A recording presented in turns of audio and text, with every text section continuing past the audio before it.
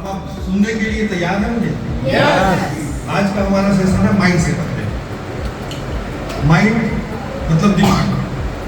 दिमाग क्या होता है? Most powerful tools in life our body. ये हमारे बॉडी का सबसे पावरफुल टूल्स है ना? ये वर्क कैसे करता है, क्या करता है और क्या कर सकता है, कितनी स्पीड है इसकी, सोचने की असीमित स्पीड है इसकी। हम लोग हायर स्पीड किसको कहते करते हैं? लाइट और साउंड। ये साउंड और लाइट से भी ज़्यादा स्पीड हम सोच सकते हैं। हमारा कल्पना अतुलनीय कल्पनीय है ना? चलिए एक छोटा सा प्रयोग करते हैं। आप सबसे चाहूंगा कि आप थोड़ा सा ना सब कोई अपना आंख बंद कर लीजिए। एक छोटा सा प्रयोग करते हैं। रेडी हो गए आप लोग सब? Yes, sir. ठीक है। अब आप एरोप्लेन पे हैं। सोचिए, आप मैं जो बोलते जाता हूँ बस आप कल्पना करते जाइए। आप एरोप्लेन पे हैं। आप अपने इच्छा के अनुसार जो भी कंट्री घूमना चाहते हैं वो घूमिए। आप सीट पे बैठे हैं, लंच कर रहे हैं, डिनर कर रहे हैं, 5 स्टार होटल पे गए हैं। आप तुरंत पहुंच गए कहाँ पे? एवरेस्ट पे। एवरेस्ट पे आप अपना झंडा फहरा दिए। अब आप पहुंच गए, एस्ट्रोनॉट बन गए। एस्ट्रोनॉट बनने के बाद आप कहाँ चले गए? चांद पे।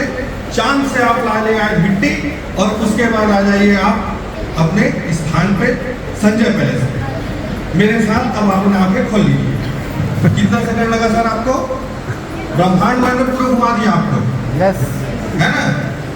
पृथ्वी से सूरज की रोशनी पृथ्वी में आने में 8.5 मिनट लगता है। मैंने 30 सेकंड में आपको पूरा ब्रह्मांड बना दिया। Oh. ये है दिमाग की ताकत।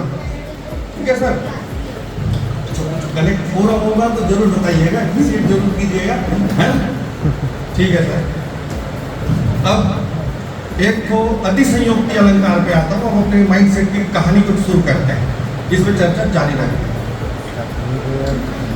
हनुमान के पूंछ में लगन न पाई आग, सारी लंका जल गई, गए निशाचर भाग।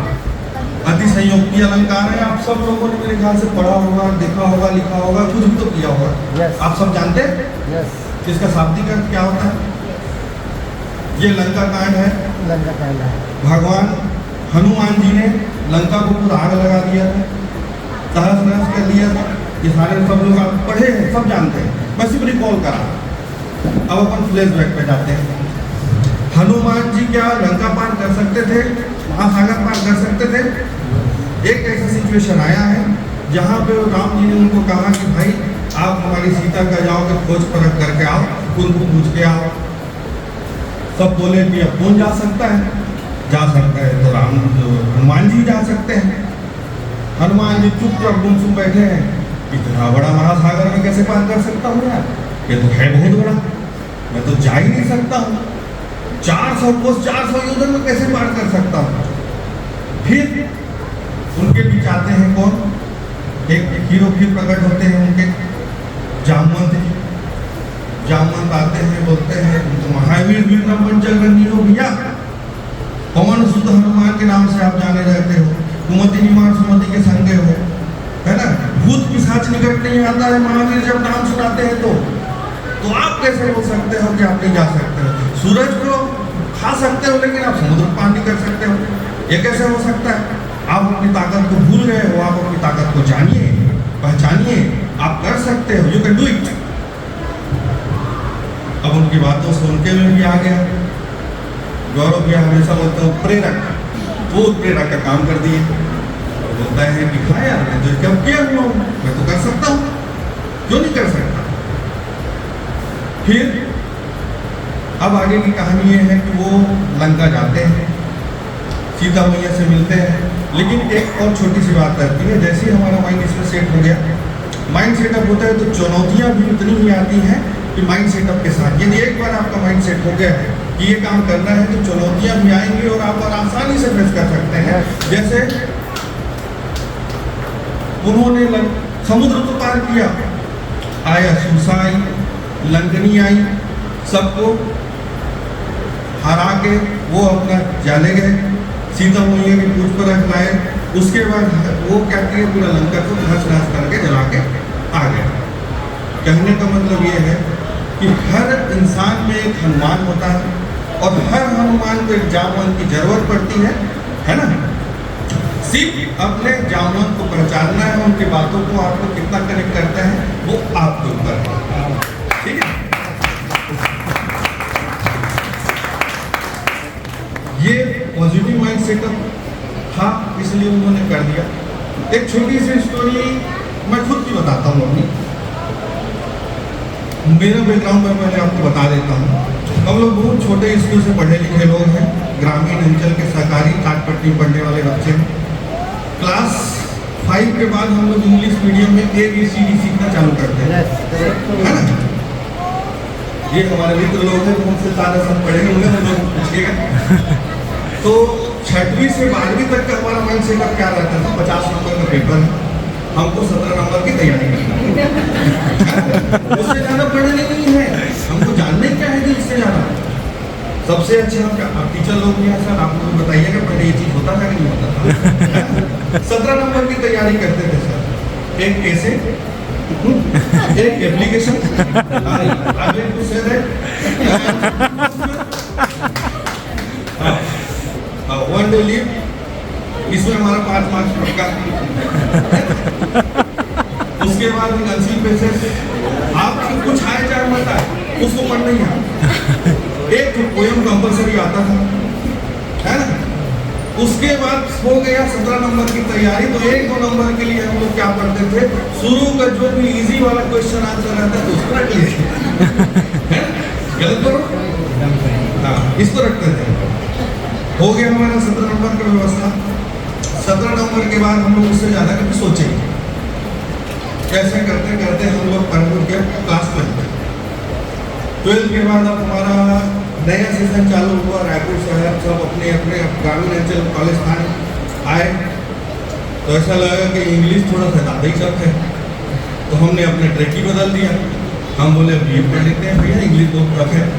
भाई साहब क्लासमेट रहा हूँ साइंस कॉलेज में, छोड़ ही दिया, मैं समझ नहीं आया। फिर मैंने किया BA। ये गुरेज में बिल्कुल नहीं करता हूँ कि BA में 3rd class 3rd division pass. इसी बीच में मैंने किया हार्डवेयर की ट्रेनिंग, कंप्यूटर हार्डवेयर को उस समय बहुत स्कोप था, मैं कर रहा था। करते करते उस समय मेरा मित्र ये जोगेंद्र कुमार साहू जी, वो MCA ज्वाइन कर लिए ग्रेजुएशन पास करने के बाद। एक दिन बोला हार्डवेयर वॉर्डवेयर में बहुत कर लिया यार, मैं सॉफ्टवेयर के बारे में करना चाहता हूँ। तो मतलब कर सकता है भाई कर। तो बोले इसमें क्वालिफिकेशन क्या लगता है यार, तो बोलता है कि ऐसे क्वालिफिकेशन क्वालिफाइड हूँ। एंट्रेंस एग्जाम दिया, पास हुआ। एंट्रेंस एग्जाम हुआ तो काउंसलिंग के दिन की एक घटना सुना रहा हूँ। जैसे मार्कशीट सर के पास ले जाके ऐसा रखा, काउंसलर बोलते हैं यार तुम हमारा सीट ऑक्यूपाई कर रहे हो यूनिवर्सिटी का, तुम एक तो शुरू से आखिरी तक दम हो, है ना। सीट ऑक्यूपाई करके सीट खराब मत करो भाई, आप चले जाओ दूसरे कॉलेज में ले लो। बोलते हैं, मैं बोला सर एक तो है स्कॉलरशिप मिलना था गवर्नमेंट में, है ना। मेरे फादर बिल्कुल खिलाफ थे पढ़े मत करके, तू कर नहीं सकता इंग्लिश मीडियम वाला करके। तो मैं बोला नहीं सर आपको देना पड़ेगा, क्योंकि मैं एंट्रेंस एग्जाम पास किया हूँ। लड़ बिड़ के सीट तो ले लिया, first class first division, first class तो नहीं था, फर्स्ट डिवीजन जरूर पास हुआ, अच्छे परसेंटेज के साथ। तो मेरे को नहीं इसलिए उसको ग्रेजुएशन को बताने में गुरेज नहीं होता, क्योंकि मैं फर्स्ट क्लास में पास हुआ हूँ, है ना। मास्टर डिग्री तो है मेरे पास फर्स्ट क्लास का। ये मेरा एक पॉजिटिव साइड रहा है, जिसने मेरे को वो चीज़ को इनकरेज हुआ हूँ मैं उस चीज़ से। ये हुआ मेरा पॉजिटिव माइंडसेट का। एक छोटी सी स्टोरी नेगेटिव माइंडसेट का बताता हूँ। एक छोटा सा हाथी रहता है, महावत जो रहता है ना, वो छोटे से हाथी को एक बढ़िया से रस्से से बांधता है। हाथी बहुत शरारती रहता है, बच्चा रहता है, छोटा रहता है, उस समय वो बहुत छटपटाता है, खींचने की कोशिश करता है। लेकिन क्योंकि बच्चा रहता है तो अपने ताकत के अनुसार वो अपना काम नहीं कर पाता है, नहीं छुड़ा पाता है। जब वो हाथी धीरे धीरे धीरे धीरे बड़ा होता जाता है और महावत का रस्सी उतना ही पतला होते जाता है, लेकिन वो हाथी धरती का सबसे भारी जानवर और ताकतवर जानवर होने के बाद भी उसके दिमाग में ये चीज रहता है कि रस्सी तो मैं कभी तोड़ ही नहीं पाया, तो आज क्या तोड़ पाऊंगा, है ना। तो वो एक पतला सा धागा को भी ना वो अपना बंधन मान लेता है और उस जगह से निकलता ही नहीं। ठीक है, ये निगेटिव माइंडसेट का असर होता है। सेम एक दूसरा एक कहानी और छोटी सी स्टोरी को फिर खत्म करता है। एक कैदी रहता है जिसको फांसी की सजा होती है या मृत्युदंड मिला रहता है। मृत्युदंड मिला रहता है तो वो क्या करता है कि उसको पूछा जाता है कि भाई मरना तो है ही, तुमको मरोगे कैसे? या तो फांसी से मरो या फिर स्नेक बाइट सर्पदंश से मरो। बोलता है फांसी से लटक के मरने से अच्छा है मैं तो सांप भी कटवा लेता हूँ, दर्द भी कम होगा, मर भी जाऊंगा। उसके बाद उस कैदी को जिस दिन फांसी की सजा होने वाली रहती है, सुबह उसको दिखा दिया जाता है, देख रहे भाई इसी से तेरे को डसाने वाले हैं, है ना, इसी से ही मरने वाला है तू, सोच ले तू। बोलता है ठीक है, देख लिए रहता है। जिस समय उसको फांसी की सजा होने वाली रहती है उस समय उसके आंख को बंद कर दिया जाता है, सिर्फ एक दो सुई को उसके पैर में चुभा दिया जाता है। देखते देखते वो आदमी खत्म होता है, मर जाता है। जब उसका पोस्टमार्टम होता है तो ये पता चलता है कि उसके दिमाग में या उसके शरीर में वो पॉइजन ऑटोमेटिक आ जाता है जिस सांप से वो कटने वाला था। जब कोबरा का जहर, स्नेक बाइट मतलब कोबरा से कटाने वाले थे, तो वो कोबरा का जहर उसके बॉडी पे पाया जाता है। तो ये निगेटिव माइंडसेट का ये होता है, पॉजिटिव और निगेटिव दो माइंडसेट को मैं आपको बता रहा हूँ। ये एडवांटेज लेके आता है और एक डिसएडवांटेज लेके आता है। ठीक है।